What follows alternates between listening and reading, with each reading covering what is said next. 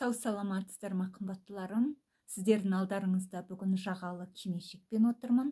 Бүгінгі тігілген еңбегім сіздерге қалай көрінуде?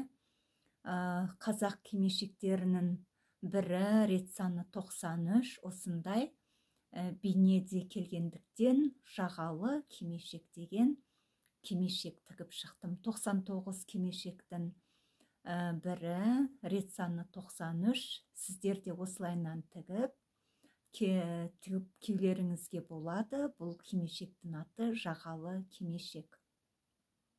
Бір Алланың көмегімен, тылсымның көмегімен өстіп менің көз алдыма келген кимешектерді тігіп халқыма сыйлаудамын.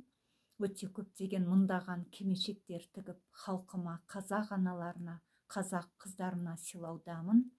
Соның бірі сізде болуыңыз мүмкін. Егер де қолыңыздан келсе, өстіп осындай жағалы кимешек тігіп алуыңызға болады. Егер де маған да сыйласын десеңіз, менің қолымнан кимешек кигіңіз келсе, маған жазуыңызға болады. Мен Алматы қаласында тұрамын. Кезігіп, немесе пошта жөнінде де жөнелтуге болады. Осындай қазақ кимешектерінің 99 түрі тігіліп халыққа таратылуда тегін.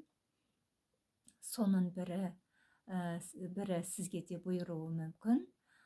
Қалай көрінуде бүгінгі тігілген еңбегім жағалы кимешек, қазақ кимешектерінің бірі. Енді бүгінгі өтер тақырыбымыз басыңа іс түскенде қайғырма, қайғы өмірге қаяу салады деген тақырыпта әңгіме қозғайық.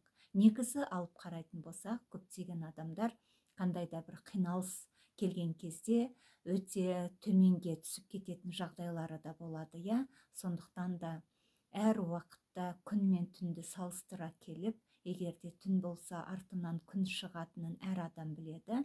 Сондықтан да өмірде келген қандай да бір қиыншылықтар болатын болса, оны қандай да бір өмір сабақтары мен үшін деп, мен осыдан қандай да бір өмірде сабақ аламын, маған ол үйретуде өмір деген сияқты.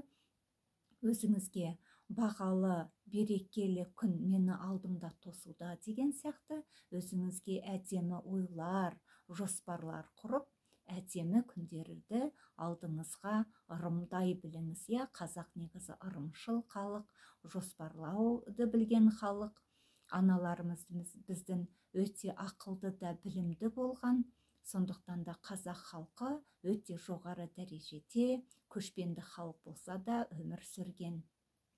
Қазақ халқының арасынан негізі ақындар, жыршылар, билер, хандар, осындай көптеген білімді, білгер адамдар көп шыққандықтан, аналарымыз да өте көп білімді болған.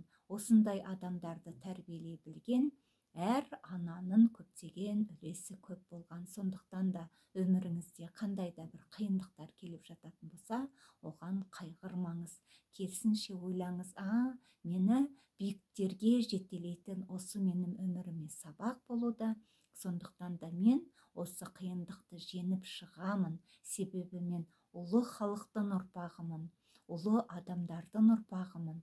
Сондықтан да осыншама жерді алып жатқан халықтың ұрпағы болғандықтан, кішкентай ғана қиындықты жеңіп шығу ол маған ештеме де емес деп, барлық қиындықтарды жеңіп, өзіңіздің армандаған арманыңызға жетіп, әр қашанда биікте болуға өзіңізге серт беріңіз. Сау саламатта болыңыз.